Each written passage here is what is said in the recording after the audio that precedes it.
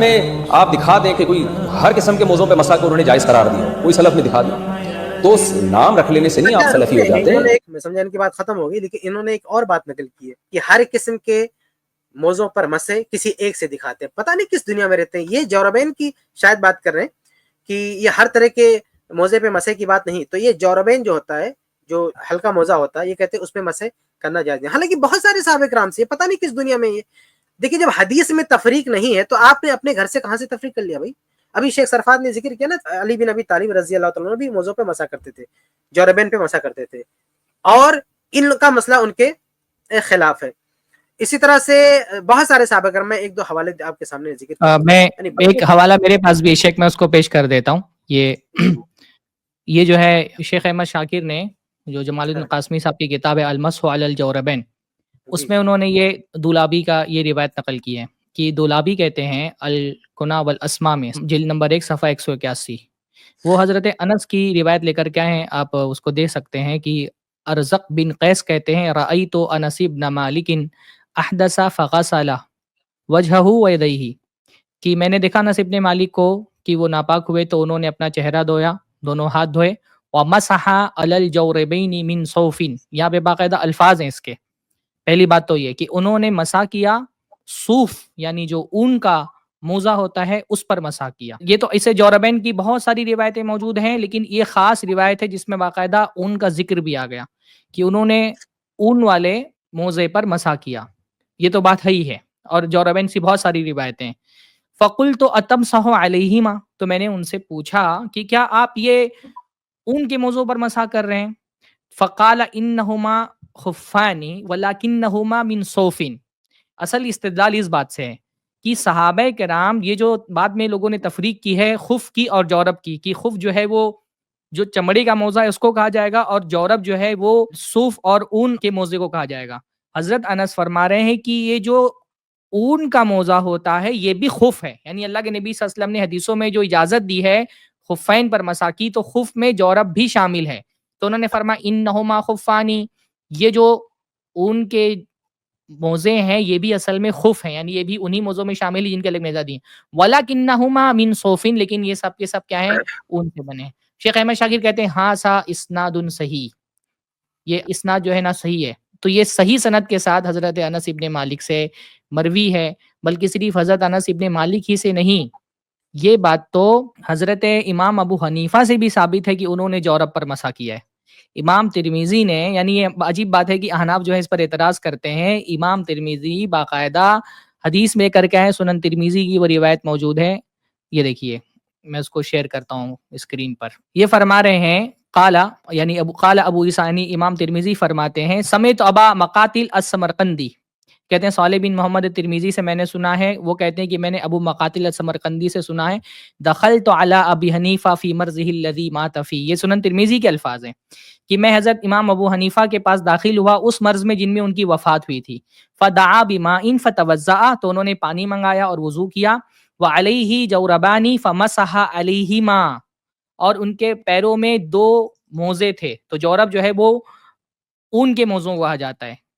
خف عام طور پہ لوگ کہتے ہیں کہ خف تو چمڑے کے موزوں کو کہا جاتا ہے، تو یہاں پہ باقاعدہ جورب کے الفاظ ہیں. کہتے ہیں کہ ان کے پیروں میں 2 اون کے موزے تھے. فمسح علیہما، اور ان پر انہوں نے مسح کیا. ثم قال، پھر کہا فعلت اليوم شيئا لم اكن افعله، میں نے آج ایک ایسا کام کیا جو اس سے پہلے میں کبھی نہیں کرتا تھا. مسحت علی الجوربین، میں نے ان کے موضوع پر مسح کیا. وہما غیر منعلین، جبکہ اس میں نے جوتے نہیں پہنے ہوئے تھے. اس لیے امام ابو حنیفہ کے بارے میں یہ بات کئی ایک علماء نے کہی ہے کہ یہ انہوں نے پہلے جو ہے نا یہ اس کے قائل نہیں تھے، اور آخری عمر میں امام ابو حنیفہ اس بات کے قائل ہو گئے کہ اون کے موضوع پر مسح کیا جا سکتا ہے، یہ اس کے قائل ہو گئے. اچھا، صرف امام حنیفہ ہی نہیں، اور بھی علماء ہیں جو اس کے قائل ہیں. جیسے ایک مثال میں آپ کو یہ دے دیتا ہوں، دیکھیے یہاں پر یہ الموسوعۃ الفقہیہ ہے، اس میں انہوں نے لکھا ہے کہ وروی رجوع ابی حنیفہ الیہ فی مرضہ، کہ پہلے امام حنیفہ جواری پر مسح کے قائل نہیں تھے، لیکن اپنے مرض میں ان سے روایت کیا گیا کہ انہوں نے رجوع کر لیا. باقی یہ جو اب جب یہ حدیث ثابت ہو گئی کہ اون کے موضوع پر مسح کیا جا سکتا ہے، عمومی طور پہ خف کو بھی جو ہے نا وہ جورب میں شامل کیا گیا ہے، تو ہم کو الگ سے کوئی دلیل دینے کی ضرورت نہیں ہے. لیکن بہت سارے لوگ حجت کے طور پہ کہتے ہیں کہ یہ جو اون کے موزے تھے یہ موٹے تھے، پتلے موزے کا ذکر دکھاؤ سلف کے یہاں پر، تو آپ دیکھیں کہ کہہ رہی یہ موسوعۃ الفقہیہ کی عبارت ہے یجوز المسح علی الجوربین مطلقاً، ایک قول مفقہ کے یہاں پر یہ ہے کہ مطلق اون کے موضوع پر مسح جائز ہے، ولو لم یکونا صفیقین، اگرچہ وہ موٹے نہ ہوں، اگر اون کے موزے موٹے نہ ہوں تب بھی ان پر مسح کیا جا سکتا ہے۔ وہذا مذہب الظاہریہ، اور یہ ظاہریہ کا مذہب ہے، وبہ قال بعض السلف، اور یہی بات سلف نے کہی، یہ کہتے ہیں سلف سے دکھاؤ، دیکھیے یہی بات سلف نے کہی ہے، اور اس کا حوالہ انہوں نے کیا دیا ہے، یہ امام نووی کی عبارت ہے، کہہ رہے ہیں قال النووی حکا اصحابنا عن عمر وعلی رضی اللہ عنہما جواز المسح علی الجورب وان کان رقیقا۔ امام نووی کہتے ہیں کہ حکا اصحابنا، ہمارے جو اصحاب ہیں انہوں نے اس بات کو حکایت کیا ہے حضرت عمر سے بھی، حضرت علی سے بھی، جواز المسح علی الجورب، کہ اون کے موزے پر مسح کیا جا سکتا ہے، وَإِن كَانَ رَقِيقًا، اگرچہ وہ پتلے کیوں نہ ہو۔ یہ صاف صاف امام نووی کی عبارت ہے، اور وہ یہ بتا رہے کہ حضرت علی سے، حضرت عمر سے ثابت ہے پتلے اون کے موضوع پر مسح کرنا، اور یہ المجموع کی عبارت یہ موجود ہے۔ تو یہ تو صحابہ کرام سے بھی ثابت ہے، امام نووی خود فرما رہے ہیں کہ صحابہ کرام سے یہ بات ثابت ہے، تو لہٰذا ہم تو یہ کہتے ہیں صحابہ سے یہ عمومی حدیثیں بھی ہے جورب کی بہت ساری، جیسا کہ شیخ نے بتایا، کیونکہ ابھی اس موضوع پر اگر ہم گفتگو کرنے بیٹھیں تو یہ پورا ایک جو ہے نا ایک الگ سے ہم کو سیریز لینی پڑے گی، بلکہ ہم یہ کہتے ہیں کہ جورب سے متعلق، ان کے موضوع سے متعلق جو اتنی ساری جو ہے حدیثیں ثابت ہیں، ان کے مقابلے میں جو یہ ہمارے حنفی بھائی بار بار شرطیں لگاتے ہیں اور یہ کہتے ہیں کہ نہیں موضوع پر مسح کے لیے یہ شرطیں ہونا چاہیے، جیسے آپ دیکھیں کہ یہ بنوری ٹائن جو ان کا بہت مشہور ادارہ ہے الجامعۃ الاسلامیہ، اس کے فتووں میں سے فتویٰ موجود ہے، وہ کہتے ہیں کہ ایسے جرابیں ان میں 3 شرطیں پائی جانی چاہیے، یعنی اگر کوئی چمڑے کا موزہ نہ ہو، کیا عبارت ہے کہ خفین پر مسح کرنا جائز ہے، خفین ایسے موزے کو کہتے ہیں جو پورے چمڑے کو، اسی طرح مجلد وہ موزے جن کے اوپر نچلے حصے میں چمڑا ہو منال ہو، یعنی وہ موزے جن کے صرف نچلے حصے میں چمڑا ہو ان پر مسح کرنا جائز ہے، اسی طرح ایسی جرابیں جن میں 3 شرطیں پائی جائیں ان پر مسح کرنا جائز ہے۔ اب یہ شرطیں کیا لگاتے ہیں، ایسے گاڑھے موزے ہونے چاہیے کہ ان میں پانی نہ چھنے۔ دیکھیے ایک طرف ہم کو صحابہ سے بہت سارے سلف سے یہ ملتا ہے کہ وہ اون کے موضوع پر مسح کرتے تھے، اون کے موضوع میں کیا پانی نہیں چھنتا ہے؟ ہم کہتے ہیں جیسے یہ مفتی طارق مسعود صاحب جو ہے وہ ہم سے مطالبہ کر رہے ہیں، ہم ان سے مطالبہ کہتے ہیں آپ سلف میں سے کوئی ایک آدمی دکھائیے جنہوں نے یہ 3 شرطیں لگائی ہوں۔ آپ کہتے ہیں موضوع پر مسح کرنے کے لیے 3 شرطیں، ان 3 شرطوں کی کیا دلیل ہے؟ کہتے ہیں ایسے گاڑھے یعنی موٹے موزے ہونے چاہیے کہ ان میں پانی نہ چھنے، دوسرا اتنے مضبوط ہوں کہ بغیر جوتوں کے بھی ان میں 3 میل پیدل چلنا ممکن ہو۔ یہ احناف کا عجیب سا مسئلہ ہے، یعنی کہہ رہے کہ 3 میل چلنا ممکن ہو تبھی آپ ایسے موضوع پر مسح کر سکتے ہیں۔ اگر 3 ابھی آپ بتائیے کیا موزہ پہننے کے بعد انسان اس کو 3 میل چل کر کے دیکھے گا کہ 3 میل ان پہ چلنا ممکن ہے کہ نہیں ممکن ہے؟ یہ بالکل غیر ضروری قسم کی شرط ہے جو ہم کو خود جو ہے وہ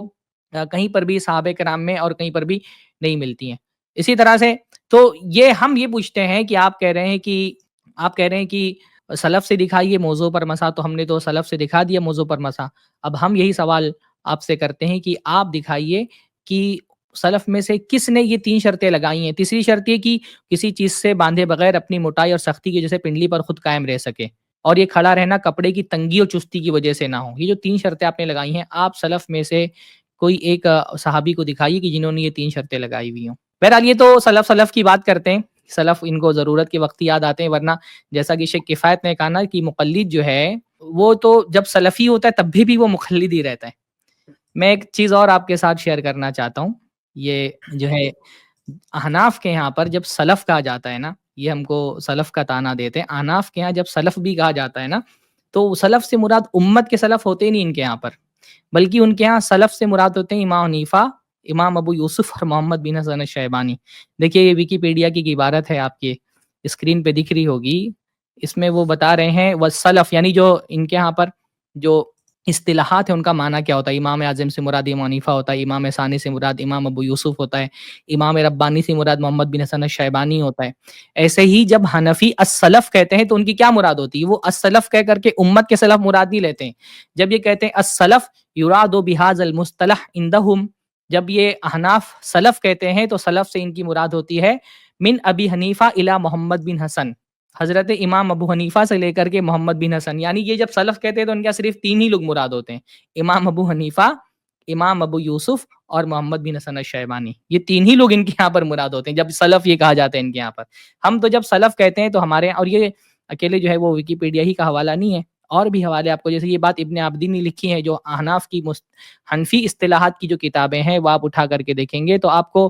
یہ مستقل آپ کو یہ بات ملے گی کہ احناف کے یہاں پر جب سلف کہا جاتا ہے والسلف عند فقہاء الحنفیہ الی محمد بن حسن ففی حاشیۃ عابدین وفی اصطلاح الفقہاء کما قال شیخ عبداللہ فی فتاویہ السلف الصدر الاول الی محمد بن الحسن، کہ جب بھی حنفی فتویٰ کی کتابوں میں سلف کہا جاتا ہے تو اس سے مراد الصدر الاول یعنی امام حنیفہ سے لے کر کے الی محمد بن الحسن، محمد بن حسن تک یہ صرف مراد ہوتے. تو یہ مقلد جو ہے نا وہ سلفی رہ کر کے بھی، سلفی ہو کر کے بھی مقلد ہی رہ جاتا ہے. بہرحال میرے خیال سے کافی تفصیل سے اس ویڈیو کا جواب آ گیا ہے. اس کلپ کی فل ویڈیو دیکھنے کے لیے ہمارے چینل پر ضرور آئیں. آئی پلس ٹی وی نے ایک نیا یوٹیوب چینل شروع کیا ہے جس کا نام ہے آئی پلس ٹی وی اختلاف کا حل. اس چینل پر صرف اختلافی مسائل پر ویڈیوز آئے گی، لیکن دلائل کے ساتھ اور بھائی چارگی کے ساتھ. آپ کو میں دعوت دیتا ہوں کہ آپ بھی ہمارے اس چینل کو سبسکرائب کریں،